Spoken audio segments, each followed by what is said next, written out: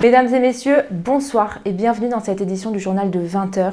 Aujourd'hui, nouveau rebondissement dans l'enquête sur la disparition du vidéaste Florian Rennes, bien connu sur YouTube pour sa série de vidéos Qui tue qui dans Scream. Le youtubeur aurait enfin été retrouvé par les enquêteurs après des mois de recherche. Une source proche de l'enquête affirme que le vidéaste aurait été tout simplement retrouvé chez lui, roulé en boule au fond de son lit. Il serait actuellement entendu par les autorités. Sans transition, une fin heureuse pour le zoo de La Palmyre.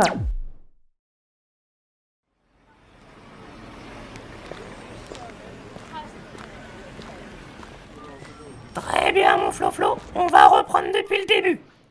Tu sais pourquoi t'es là? Mais j'ai rien fait. Justement, voilà tout un dossier sur toi. Et crois-moi, j'ai du lourd. Du très très lourd. Non mais c'est ridicule, regarde, 3 feuilles qui se battent en duel. Hein. Et toutes sont accablantes. Preuve numéro 1. Des milliards de commentaires qui demandent le retour de Qui tue qui. Frérot, c'est quand la prochaine vidéo Qui tue qui? Hé, c'est quand que tu fais le 5? On veut la suite. Datée d'il y a 3, 6 et 7 mois. 7 mois, Florian. On pourrait mener une grossesse jusqu'à son terme. Et j'ai même eu le temps de muer. Une grossesse c'est 9 mois, mais c'est pas grave, j'étais un peu occupé. Ah, c'est ça. Des excuses. Preuve numéro 2. Regarde ton portable. Une photo prise par nos services à 2h03 du matin. Est-ce que tu reconnais cet individu? Ah, on dirait que c'est moi. Parfaitement. Affalé sur le canapé, Netflix allumé, chips à la main. Le regard vide. N'essaie pas de nier. C'est moi qui ai pris la photo. Tu sais que t'es vraiment flippant, Yannick. Ce qui est flippant, c'est ton absence totale de productivité. Passons à la suite. Non mais surtout que... Preuve numéro 3. Cet enregistrement. Vas-y Didier, lance la bande. Un témoignage des plus fâcheux. Ouais, non, mais t'inquiète, hein, je vais la faire cette vidéo, hein. Faut bien que j'y passe à un moment donné. Oh, je sais pas encore quand. Allez, un jour. Bon, et sinon, on sort ce soir. J'ai envie de sushi. Date, il y a 1 mois et demi. Tu vois le problème ou faut que je te fasse un dessin? J'étais pas dans un bon mood. Ça arrive. Le mood ne justifie pas un abandon total de ta chaîne. Tu conditionnes ton propre travail à ton humeur. Comme un influenceur sous perfusion de procrastination. Bon, alors excuse-moi monsieur, mais là t'abuses un petit peu quand même. Hein. Non monsieur, j'ai établi les faits. Tu disparais pendant des mois. Tu promets, tu repousses, tu regardes des documentaires sur les intérieurs design à 2h du matin. T'as même commencé à boire du matcha. Tout ça ressemble à... quelqu'un qui cache la vérité. Non mais la vérité sur quoi en fait? Je ne sais pas encore, mais je vais le découvrir. Tout ce que je sais, c'est que tu laisses ton audience dans le noir. Exactement comme cette question. Et ça, c'est un crime. Parce que tant que j'aurai un doute, tu resteras mon suspect numéro 1. Et je ne libère personne tant qu'on n'a pas répondu à cette unique question. Qui tue qui dans Scream 5? Ok, j'avoue tout. Ah bah voilà. A l'origine, Scream 4 devait former le tout premier volume d'une nouvelle trilogie sous la direction de Wes Craven et toujours scénarisé par Kevin Williamson. Les plans pour un Scream 5 et 6 avaient même déjà été imaginés. D'après certaines rumeurs, Jill était de retour et aurait dû commettre de nouveaux meurtres en se faisant manipuler dans l'ombre par un mystérieux personnage qui aurait découvert son secret. Sydney, quant à elle, à la suite de ses blessures, se serait réveillée amnésique et aurait totalement oublié l'implication de sa cousine dans la tuerie. Dewey et Gale, bien évidemment, revenaient pour ce nouvel opus, mais c'est surtout le retour de Kirby et potentiellement celui de Stu qui allait créer la surprise. Donc j'imagine que c'est lui qui aurait été le personnage mystérieux qui planifie tout dans l'ombre depuis sa cellule. Dis pas des choses aussi coquines, ça peut en exciter certains. Malheureusement, malgré un accueil critique plutôt positif, les résultats au box-office de Scream 4 ne sont pas rassurants pour la suite, et la disparition de Wes Craven vient définitivement enterrer la franchise. La série Scream essaye de relancer la machine en rebootant l'univers avec 3 saisons, mais le succès n'est clairement pas au rendez-vous. On en parlera peut-être un jour. Dans 3 ou 4 ans. Il faut alors attendre 2020 pour que la saga Scream annonce son véritable retour, mais cette fois sans le légendaire Wes Craven. Et c'est le duo Matt Bettinelli, Holpin et Tyler Gillett, connu pour Wedding Nightmare, qui a la lourde tâche de proposer une œuvre qui doit à la fois plaire aux fans de la première heure et convaincre une nouvelle génération qui a vu le cinéma d'horreur évoluer rapidement ces dernières années. Et pour le scénario, le duo s'est entouré de Guy Busick, déjà à l'écriture de Winning Nightmare, et James Vanderbilt, qui a travaillé sur X-Men Origins Wolverine, Murder Mystery et Total Recall. Oh, version 1990 avec Schwarzy? Quand il enlève un gros truc dans son nez? Version 2012. Heureusement, malgré l'absence de Wes Craven, Kevin Williamson décide de revenir, mais cette fois-ci uniquement en tant que producteur délégué. Et c'est donc en 2022 que sort Scream. À mi-chemin entre un reboot et une suite, le film revendique un statut de requel, une suite qui va reprendre les codes du premier opus, mais pour mieux les déconstruire, tout en apportant un regard sur les tendances actuelles d'Hollywood, en particulier la nostalgie des vieilles licences qu'on fait renaître, les franchises à rallonge ou même le rapport entre un film et la toxicité de certains fans. Et le tout en rendant hommage à Wes Craven, aux 26 ans du film, et en présentant de nouveaux personnages qui doivent convaincre. Il y a du boulot. C'est fou comme tout est retombé comme un soufflet depuis. 10 ans après le dernier massacre à Woodsboro, un nouveau tueur fait son apparition pour s'en prendre à une jeune lycéenne fan de films d'horreur du nom de Tara Carpenter. Après avoir joué au chat et à la souris avec sa victime, Ghostface la laisse pour morte, non sans lui avoir au préalable cassé une jambe et transpercé la main. Le lendemain matin, Sam, la grande sœur de Tara, vivant à Modesto, est informée de l'hospitalisation de cette dernière. Elle décide alors de revenir à Woodsboro en compagnie de son petit ami Richie. Entre-temps, nous faisons la connaissance du groupe d'amis de Tara, en la personne de Wes, le fils de la shérif X, les jumeaux Chad et Mindy, neveux de Randy Mix, Amber, la meilleure amie de Tara, et Liv, la petite amie de Chad. Le petit groupe se rend à l'hôpital et retrouve Sam et Richie. Afin de laisser les sœurs se retrouver, une partie du groupe décide de jouer avec des boules et des queues dans un bar avant de se faire emmerder par Vince Schneider. Je sais vraiment pas pourquoi, mais c'est toujours de l'allemand qui me vient en tête. On avait bien Stumacher. Scheiße. D'ailleurs, le bougre, qui est en train de donner une seconde vie à ses 12 pintes, croise malheureusement Ghostface sur le parking, qui le termine avec un coup de couteau dans la jugulaire aussi précis que la technique des 5 points et la paume qui font exploser le cœur. Ah, mec, t'as enseigné la technique des 5 points et la paume qui font exploser le cœur, c'est ça? Peu après, Samantha reçoit un appel du tueur qui lui avoue connaître son secret avant de l'attaquer au sein même de l'hôpital. Après sa fuite, Sam décide de raconter toute la vérité à sa sœur. Alors qu'elle était encore au lycée et en couple avec son père, leur mère était follement amoureuse de Billy Loomis. Vu que Sidney se refusait à lui, il a décidé de tremper son petit biscuit et là, crac badaboum, la jeune Christina est en cloque. Depuis, Sam est hanté par la vision de son père numériquement rajeuni qui tente de la convaincre qu'elle est une tueuse comme lui. Afin de démêler toute cette affaire, Sam et Richie demandent de l'aide à un Dewey vieillissant qui, bien que réticent au début, décide de mener l'enquête en rejoignant le groupe chez les jumeaux. Et c'est à ce moment que Mindy explique les règles de ce nouveau massacre. Étant donné que Stab 8 est considéré comme un véritable navet et une hérésie pour les fans de la saga, le tueur souhaite proposer un requel. Un mix entre une suite et un remake, comme le cinéma a l'habitude de pondre depuis quelques temps. Après avoir découvert que Vince Schneider, Vous inquiétez pas, je suis sûr il va finir par se lasser. donc après avoir découvert que le jeune homme est le neveu de Stumacher, le groupe comprend que chaque cible est liée de près ou de loin à un protagoniste des premiers massacres de Woodsboro. Et les 2 prochaines victimes se trouvent être le shérif Judy X, qui est massacré en plein jour, devant sa porte d'entrée, à la vue de tous, sans que personne ne les voie, et son fils Wes, qui nous aura offert la scène la plus sexy de la saga Scream. Attends. Il y a Olivia dans le 4 quand même. Oui, mais là on parle de Wes sous la douche, avec ses abdos saillants. Ce garçon ne cessera jamais de me surprendre. Arrivé sur les lieux et après un bref échange plein d'émotions entre Dewey et Gale, Sam comprend que cette attaque a pour objectif de détourner l'attention de la police, en laissant Tara sans défense. Ni une ni deux, elle et notre moustachu préféré foncent vers l'hôpital, précédés par Richie qui se fait assommer par Ghostface. Et alors que le tueur est finalement neutralisé, Dewey décide d'appliquer la règle numéro 1 des films d'horreur. Aller lui coller une balle en pleine poire. Malheureusement, le tueur se relève. Alors ça, c'est Dewey. Alors maintenant, imagine que je le plante dans le bide et dans le dos et que je l'ouvre en deux. Lâche cette peluche ou j'appelle la police. Ouais, franchement, là, t'abuses, mec. Alors que tout l'intérêt du film et de la saga s'est vidé comme les chutes du Niagara, Gale est rapidement rejoint par Sidney Prescott, qui décide de prévenir Sam et Tara que le tueur est loin d'en avoir terminé avec elle.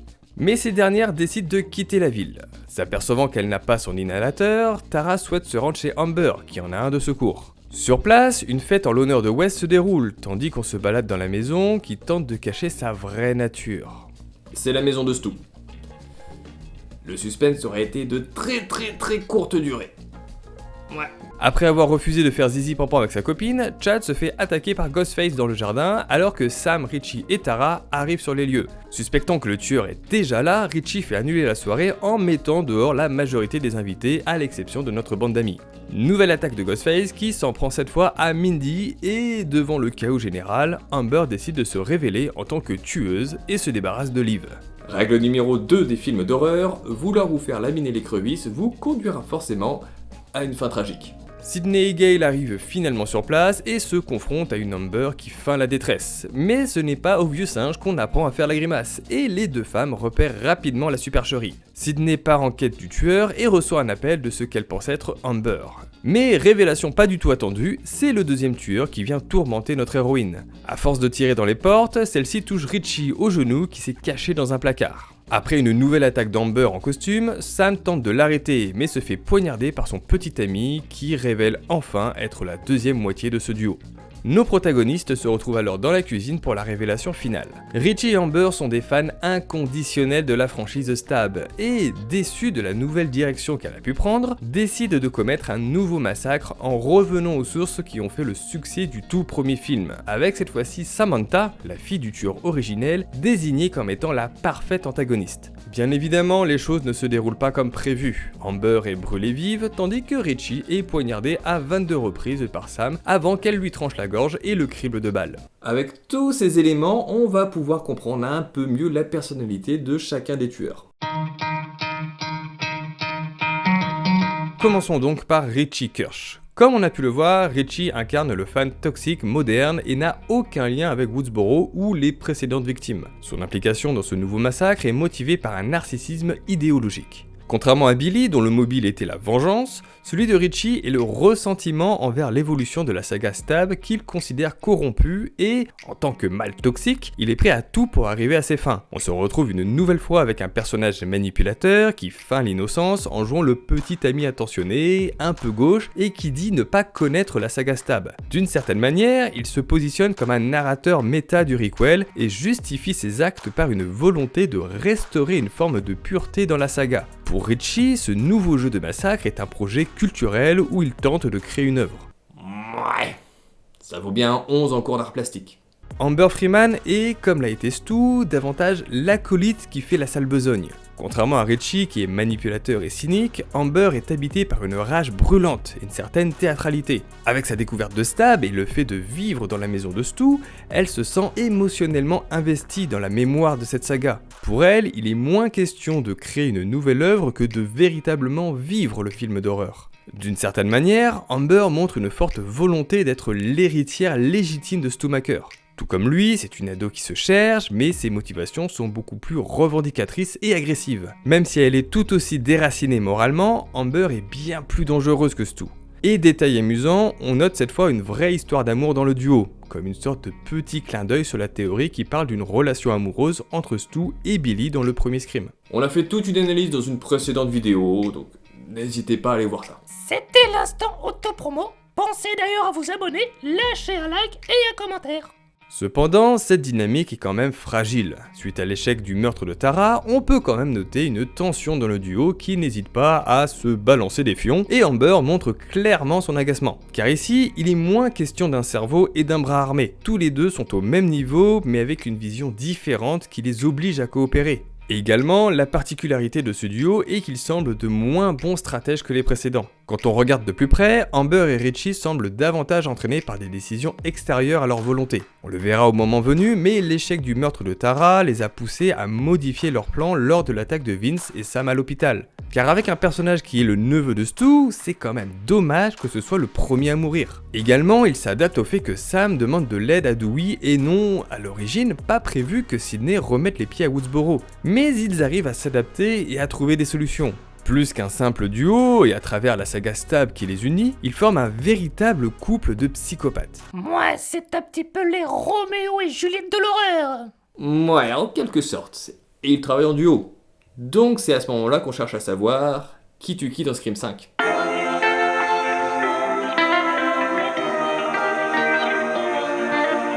Et bien évidemment, tout comme dans le premier Scream avec Casey, la scène d'introduction avec Tara est bien plus complexe qu'on ne le pense aux premiers abords, car elle met en avant 3 éléments primordiaux. Ghostface, bien entendu, les textos échangés sur le portable de Tara et l'interlocuteur au téléphone. Et on va voir que cette attaque est réglée comme du papier à musique. Mais avant toute chose, analysons un peu les lieux. Le film s'ouvre sur une vue de la maison de Tara Carpenter. On a la porte principale qui nous servira plus tard, ainsi qu'une deuxième porte sur la gauche. On n'a pas de visibilité sur l'arrière de la maison, mais on imagine facilement un autre accès que l'on retrouve parfaitement en allant faire un tour sur Google Street View. Tara est seule à l'intérieur et propose à Amber de passer la soirée avec elle. Et lorsque le téléphone sonne, on apprend qu'il est 21h27. On va également lister quelques éléments importants. La ville de Modesto, où vivent Richie et Sam, se trouve à environ 2h30 de Woodsboro, située du côté de Santa Rosa en Californie. Sam et Richie sont ensemble depuis 6 mois, bossent tous les deux au même endroit, mais on ne sait pas s'ils étaient tous les deux chez eux ou sur leur lieu de travail le soir de l'attaque. Cependant, lors de leur discussion avec Dewey, Sam confirme d'un hochement de tête qu'elle était bien avec Richie toute la nuit. Également, Richie est au courant depuis longtemps du lien de parenté entre Sam et Billy, et doit certainement être au courant de sa prise de cachet. Note enfin qu'il est capable de subtiliser des choses sans se faire remarquer. De son côté, Amber vit dans la maison de Stu, située au 261 Turner Lane. On ne sait pas exactement où se situe celle de Tara, mais si on prend en compte que la jeune fille compte lui venir en aide, on peut imaginer que les deux maisons sont au mieux à quelques minutes en voiture l'une de l'autre. Dernière petite information qu'on va garder en mémoire, les tueurs de Scream 5 vont surtout essayer de chercher à faire les choses de manière simple et directe. Et aussi parce qu'ils sont un tout petit peu courts parfois. Avec ces éléments, on va établir déjà une première hypothèse. C'est Amber qui porte le costume. Premièrement, on va s'appuyer sur un élément temporel, l'heure de l'attaque aux alentours de 21h30. Partons de l'idée de Richie sous le masque. Sachant qu'il était bien à Modesto ce soir-là, si on prend en compte le trajet aller-retour, petite pause sandwich, le temps de s'essorer le torchon, attaquer Tara et en se prenant une petite marge, il faudrait alors 6 heures à Richie pour faire tout ça. Ce qui laisserait un trou de 18h30 à 23h30 dans son emploi du temps. Alors certes, avoir Sam comme défense rappelle au premiers abords Tatum, qui confirmait avoir passé la nuit entière avec Stu lors du meurtre de Casey Baker. Or, on a pu voir que ce n'est pas ce qui empêchait Stu d'être présent sur les lieux du crime. Mais on va repenser à un élément important. Richie était au courant du lien entre Billy et Sam, et il est capable de manipuler son entourage. Rien n'empêche dans ce cas d'échanger les cachons de Sam par de gros somnifères pour lui créer cette fenêtre afin de se rendre à Woodsboro sans que Sam s'en rende compte. Message de prévention. Faut pas droguer votre entourage. C'est pas beau et ça fait rétrécir le pénis. Tu crois qu'on peut vendre ce message d'alerte au gouvernement ?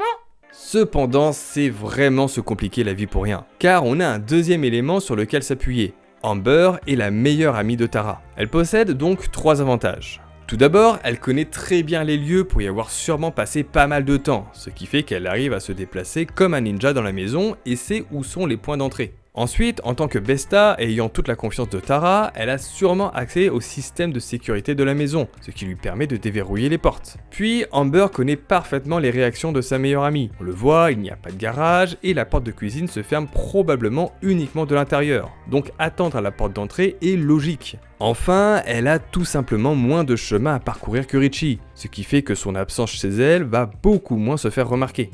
Et c'est devenu trop facile de se faire flasher sur l'autoroute maintenant. Troisièmement, on va s'intéresser à l'apparence et à la gestuelle d'Amber.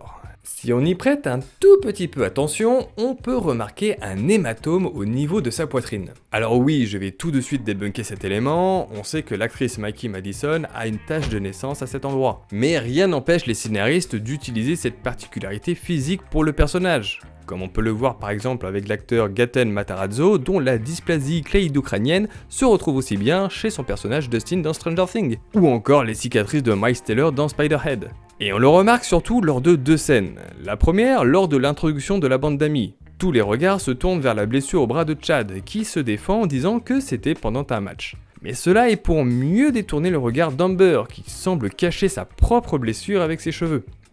La deuxième scène se trouve juste après. Alors qu'ils sont à l'hôpital, on peut noter cette même marque qui contraste beaucoup avec sa peau. Et en comparant avec des photos de l'actrice, on note qu'elle ressort bien plus à l'image. Et cette marque, dans le film, aurait tout simplement pu être provoquée lorsque Ghostface tente de s'introduire dans la maison de Tara et que cette dernière lui referme la porte sur le bras. Par ailleurs, si on repense au premier Scream et au parallèle entre Amber et Stu, cela nous rappelle beaucoup le moment où ce dernier vérifie s'il n'a pas une bosse au front après le coup de boule que lui a donné Sidney la nuit précédente. Et enfin, dernier indice, et non des moindres, qui nous montre qui porte le costume, Amber l'a avoué. T'aurais pas pu commencer par ça? Alors que ça fait 5 minutes que tu nous embobines avec tes théories. Elle l'a avoué par ricochet, hein, ce qui est un tout petit peu plus complexe. Si on fait un saut jusqu'à la fin du film, on a Amber qui fanfaronne devant Gale et Sidney d'avoir assassiné Dewey. On sait qu'Amber est un personnage très théâtral et impulsif, donc elle n'a aucune raison de mentir à ce sujet. On analysera plus en détail la scène le moment venu, mais étant donné que Richie est présent également à ce moment-là, et à moins qu'on invente un troisième tueur, c'est bien Amber qui a ouvert notre policier favori en deux. Sachant ça, on va s'intéresser à une ligne de dialogue dans cette même scène. Lorsque Ghostface s'adresse à Tara qui rampe au sol, il lui dit « Et je ferai attention à bien toucher tous les organes que j'ai ratés la dernière fois. » en référence à la scène d'introduction. Alors certes, il est possible que cette affirmation ne soit là que pour brouiller les pistes. Surtout que l'idée est de faire de Ghostface une entité unique qui suscite avant tout la peur. Mais encore une fois, la personnalité d'Amber la pousse à la théâtralité et à la reconnaissance. En particulier dans une production qui laisse place à l'improvisation. Amber veut que tout le monde sache ce qu'elle a fait. Ce qui nous donne donc par ricochet que Amber est ce Ghostface, qui est ce Ghostface. Cette logique est imparable. Il m'énerve. Mais dans ce cas, est-ce que Amber agit seule pendant toute la scène? C'est une question rhétorique. Si Billy et Stu ont agi en duo en 1996, il est alors évident que Richie et Amber doivent faire de même en 2022. Maintenant qu'on sait qui porte le costume, on peut s'intéresser à une nouvelle question. Qui envoie des SMS à Tara? Le film s'ouvre alors que Tara est en train d'échanger des messages avec Amber et lui propose de passer la soirée ensemble. D'après les informations qu'on peut lire, on peut tout à fait penser que c'est bien Amber qui envoie les messages. Mais la mention « This is not Amber » vient semer le doute chez Tara et le spectateur. On a donc deux possibilités. Soit c'est quand même Amber et ce message est un grossier mensonge, soit, tradition dans les films Scream, son téléphone aurait été cloné, argument qu'elle utilise d'ailleurs dans la scène de l'hôpital. On va voir que les échanges de textos sont primordiaux dans l'orchestration de cette attaque. Il est donc important de s'assurer qui est derrière ces messages. Pour cela, on va s'intéresser également à la personne qui parle avec Tara sur le téléphone fixe. Pendant qu'elle textote, Tara reçoit un appel d'une personne qui se dit connaître sa mère via un groupe de parole. Tara suppute alors directement que c'est le nouveau petit ami. Mais bien évidemment, il n'en est rien et il s'agit soit d'Amber, soit de Richie. Pendant cet échange, Ghostface envoie une vidéo à Tara. Sur celle-ci, on peut voir quelqu'un avec un gros couteau filmer Amber. Tara pense alors que c'est du live, idée qui est intensifiée par les paroles de Ghostface au téléphone. Cependant, il s'agit d'un fichier vidéo, et donc la possibilité d'avoir été préenregistré il y a plusieurs jours est assez importante. En effet, comme on l'a vu, Modesto n'est qu'à 2h30 de Woodsboro, donc rien n'empêche Richie de venir quelques jours avant pour voir sa petite amie et préparer cet alibi. Cette vidéo nous donne également un élément intéressant. On peut remarquer un casque audio qui va nous être très utile. Alors, on ne voit pas très bien l'appareil, mais on peut imaginer un kit main libre. Pourquoi pas relié à un déformateur de voix, également grand classique de Scream. Ou des démarcheurs téléphoniques. Oui, bonjour Madame Pichon. Quel est votre film d'horreur préféré? On sait grâce à Scream 4 qu'il existe des applications qui permettent de recréer la voix emblématique de Ghostface au téléphone sans avoir besoin d'un transformateur de voix. Mais il est toujours indispensable quand Ghostface est présent car intégré au masque. Le casque que l'on voit sur la vidéo avec Amber pourrait tout à fait être cet appareil. Et on peut l'avoir l'utiliser dans la scène de l'hôpital. On nous montre dans ce cas-là que, lorsqu'il est allumé, il y a une petite diode rouge. Et ce petit détail change beaucoup de choses. Revenons à la scène d'introduction. Après s'être fait poignarder une première fois par Ghostface, Tara referme le système de sécurité. Malheureusement, celui-ci se déverrouille plusieurs fois. D'abord pendant 10 secondes, puis pendant 4 secondes. Ghostface a donc largement le temps d'atteindre la porte de la cuisine sur le côté, puis d'entrer dans la maison pour se cacher. Si on prend également en compte les traces de sang sur le couteau au moment de la nouvelle attaque, on confirme que ce Ghostface est toujours le même, donc Amber. Mais Tara est au téléphone au même moment. Mais qui nous dit que la voix est celle du Ghostface sur place? Rappelez-vous, dans Kituki dans Scream 4, on avait pu déterminer que, lors de l'attaque chez Olivia, Charlie portait le costume, mais c'était bien Jill qui tourmentait Sidney au téléphone. Dans Scream version 2022, on retrouve le même cas de figure. Amber a besoin de surprendre Tara pour l'attaquer. Tout comme dans la scène dans Scream 4, vu la distance entre Tara et la cachette, si ce Ghostface était au téléphone, elle l'aurait très probablement entendu. Et ça se joue à la milliseconde près, mais lorsque Amber attaque, on entend encore la voix de Ghostface au téléphone. Enfin, on se rappelle, une diode rouge assez visible s'allume lorsque Ghostface utilise son transformateur de voix. Or, même si le mouvement est plutôt rapide, on ne voit aucun point lumineux dans sa cachette. Du coup, avec tous ces éléments, on peut affirmer que c'est Richie au téléphone qui utilise une application pour camoufler sa voix. En tant que manipulateur du duo, son objectif est toujours le même, tourmenter les victimes et aider Amber en tant que chef d'orchestre. Sachant que c'est Richie au téléphone, Amber sous le costume, qui envoie les SMS. Dès lors que Ghostface entre en scène, on remarque qu'il n'y a plus d'échange de messages. Ainsi, trop occupé à être dans son personnage, Amber ne peut plus envoyer de SMS. Il servait en guise d'introduction pour communiquer avec Tara, mais également se coordonner avec Richie.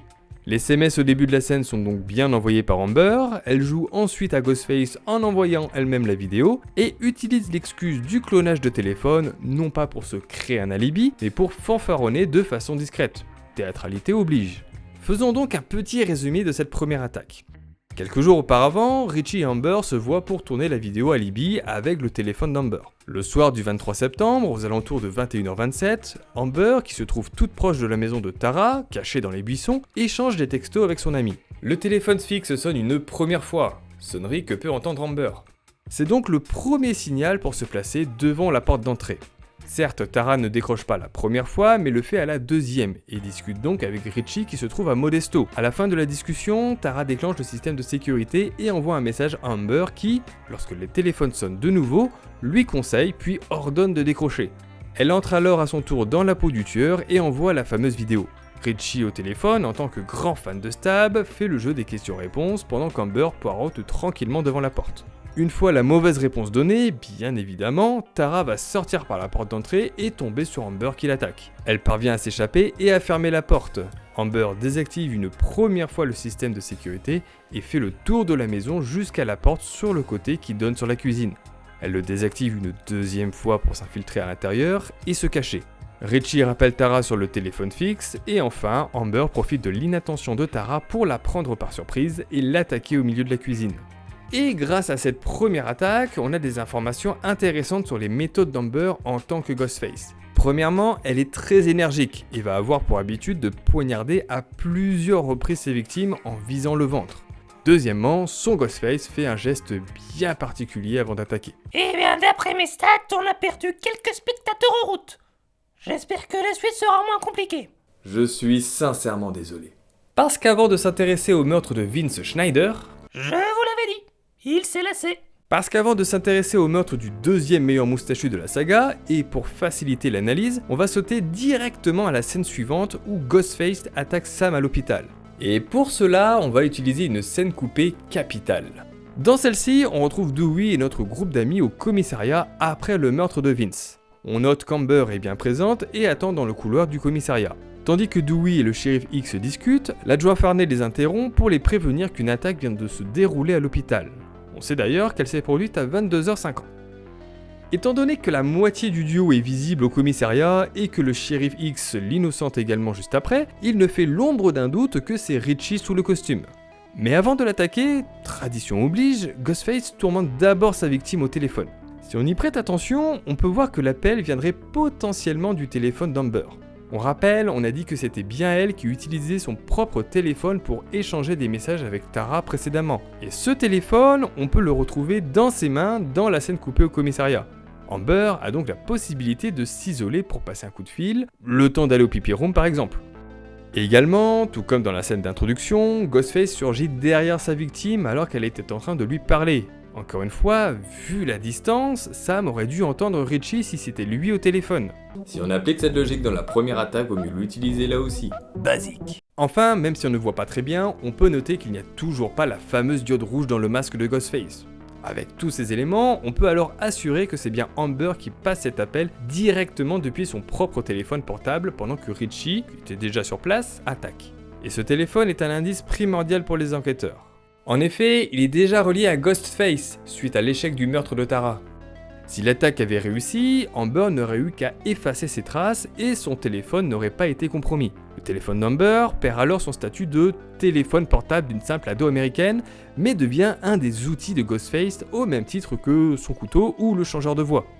Ainsi, il est normal que Tara se méfie de cet appareil. C'est pourquoi elle n'échange plus avec Amber par ce biais et que c'est West qui est averti de son réveil ou qu'elle ne prévient pas de son arrivée à la soirée à la fin du film.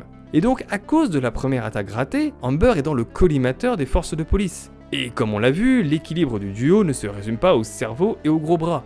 Richie doit également pouvoir se mouiller pour protéger sa partenaire et lui créer un alibi solide. Et vu les quelques tensions qu'il y a entre eux, si j'étais lui, je ferais pas trop le malin. Au risque de finir comme Liv. Je sais. Eh bien, on sait qui est le boss dans le couple. Grâce à cette attaque, on peut noter une information importante sur la méthodologie d'Amber, en particulier sur sa façon de tourmenter sa victime au téléphone. Contrairement à Richie, qui est manipulateur, Amber laisse transparaître beaucoup plus de rancœur envers Sam et l'attaque personnellement, chose que l'on voit à plusieurs reprises quand elle échange avec le groupe. Celle-ci a nourri beaucoup de rancœur durant des années contre Sam du fait de l'abandon de Tara. De cette manière, on sait que si Ghostface parle en s'attaquant vivement à la personne, on aura affaire à Amber. Au contraire, si Ghostface s'amuse et reste dans son jeu, on est avec Richie. Cette scène à l'hôpital a également beaucoup d'intérêt pour notre duo. D'abord, ils vont installer Sam comme étant la cible centrale dans ce récit, mais surtout, ils vont la rendre suspecte. En effet, dans cette scène, on découvre qu'elle a des hallucinations et voit son père Billy Loomis. Et pour pallier ça, elle est obligée de prendre des cachets. De cette manière, sa parole peut être rapidement mise en doute si on montre qu'elle ne fait pas la différence entre ce qui est vrai ou non. L'idée pour Amber et Richie est de la faire passer pour une personne mentalement désordonnée, et donc suspecte aux yeux de la police. Et également, attaquer dans l'hôpital est un acte symbolique. En effet, un hôpital est un lieu de soins qui se veut normalement rassurant pour les protagonistes, mais le film va détourner cette attente en le transformant en espace de danger. Rien de bien original, on peut le voir dans de nombreuses productions, mais ce manque d'originalité nous révèle quelque chose dans la méthodologie de nos deux tueurs. On le verra à travers tout le film, Richie et Amber, dans leur attaque, vont sans cesse faire référence aux 4 premiers films. Difficile de passer à côté, la scène d'introduction avec Tara est en miroir avec celle de Casey Baker. Ici, Richie et Amber font référence une première fois à la scène de fin de Scream 4, où Jill essaye d'attaquer Sidney. Et plus encore que de faire référence, ici, ils commettent leur attaque dans les mêmes lieux que la précédente. On le découvre dans Scream 6, mais plus qu'un simple fan, Richie est un véritable fanatique de la saga. Être sur les lieux où se sont déroulées les vraies histoires qui ont inspiré ses films préférés est, pour lui, presque jouissif. Suffit de voir la tête qu'il tire lorsqu'il voit pour la première fois Dewey, alors qu'il n'est pas censé le connaître.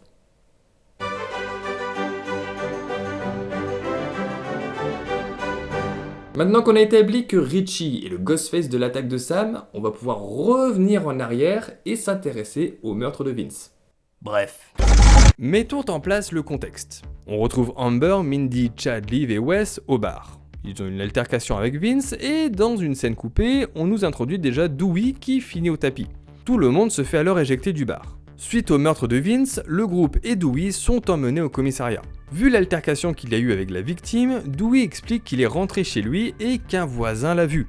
Sachant que cette scène se déroule à 22h50, qu'il a fallu que le corps de Vince soit découvert, que Dewey a eu le temps de rentrer à pied chez lui et qu'on a également réuni tout ce petit monde au poste, on peut facilement dire qu'il a dû se passer une bonne heure entre le meurtre de Vince et le réveil de Sam à l'hôpital. Également, d'après les paroles de Vince, on devine qu'il a eu envie d'abreuver le bitume juste après son altercation dans le bar. Le groupe d'amis est également sorti, mais on ne sait pas ce qu'ils ont fait entre ce moment-là et la scène au poste. Cependant, on a établi qu'il fallait créer un alibi à Amber. Ainsi, il est tout à fait logique pour elle de rester avec ses amis après la sortie du bar. Et comme on l'a vu, il s'est passé du temps entre les deux attaques. Étant donné que Sam et Tara sont endormis, Amber occupée avec son alibi et Dewey en train de rentrer chez lui, Richie a tout le temps de se déplacer jusqu'au bar sans se faire repérer. On note par ailleurs que le jeune homme fait une légère erreur dans son alibi. En effet, au réveil de Sam, il explique être en train de regarder les stabs qui sont sur Netflix. Écho à la scène où il ment, lui disant qu'il ne les a jamais regardés. Cependant, si on tend un petit peu l'oreille, on peut entendre les cris d'une femme qui semble supplier. Ça va? Ouais. Ce qui correspondrait parfaitement à la scène d'introduction de Casey Baker. Ce qui fait que ça fait quelques minutes à peine qu'il vient de se lancer les films, et donc, avant ça, il a tout à fait pu être ailleurs. Mais cette attaque contre Vince vient nous donner un nouvel indice sur la manière de tuer de chacun. On le sait, Amber vise le ventre et fait un petit geste avec son couteau. Ici, Richie porte un seul coup, rapide et fatal à la jugulaire, après avoir détourné l'attention de sa victime avec la voiture pour le prendre par surprise. On est alors bien loin de la théâtralité et de la rage d'Amber. D'une certaine manière, même s'il doit se salir les mains, Richie fait en sorte que ce soit littéralement le moins possible. Alors qu'un petit mélange de citron et de vinaigre blanc dans de l'eau froide fait des merveilles. Ou alors tu t'habilles en rouge. Eh ouais, avant j'étais un ours polaire. Et encore une fois, ce meurtre trouve des échos dans les précédents films de la franchise. Avec un personnage qui meurt rapidement et sans développement, il rappelle beaucoup Steve, le petit ami de Casey. Mais également on pourrait y voir un parallèle avec Phil dans Scream 2, où un moment tout à fait anodin plein de pipi est suivi d'une attaque brutale. Mais cette idée d'alibi n'est pas totalement improvisée suite à l'échec du premier meurtre. L'objectif de Richie et d'Amber est de coller au meurtre de 96 et de retrouver les mêmes points de passage. Dans le premier film, l'attaque de Sidney et la garde à vue de Billy avaient pour but de lui créer un alibi. Dès lors, Stu, qui avait passé la nuit avec Tatum, et Billy, qui n'avait pas pu passer d'appel à Sidney en se faisant passer par Ghostface, J'ai déjà dit qu'on me dérange pas quand je n'ai pas ma chambre. ont tous les deux un moyen de s'innocenter. Comme Richie possède déjà son alibi en étant un Modesto la première fois, ce que confirme Sam, il est donc important d'en apporter un à son acolyte en la disculpant. Étant donné que tous les protagonistes, à l'exception de Dowiggale et Sidney, ne cherchent qu'un seul tueur, Amber et Richie, maintenant innocentés, ont un peu plus de liberté pour agir avec leur prochaine victime, la shérif X et son fils Wes. Car ce double homicide va être différent des précédentes attaques en utilisant une stratégie qu'on n'avait pas vue depuis Casey Baker. Richie et Amber sont tous les deux présents pour commettre le meurtre de Judy et Wes X. Oh my god. Attends, avant de continuer, je vais chercher du popcorn.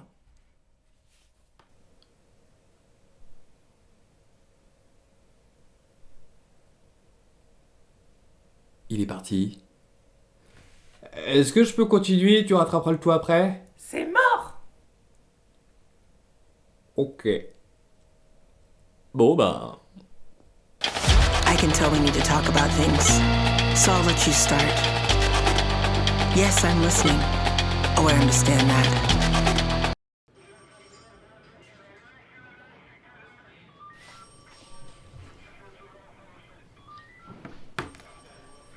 Ça fait quand même 3 heures là.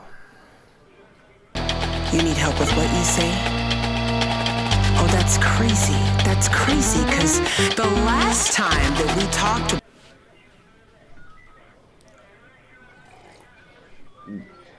Ah, c'est froid.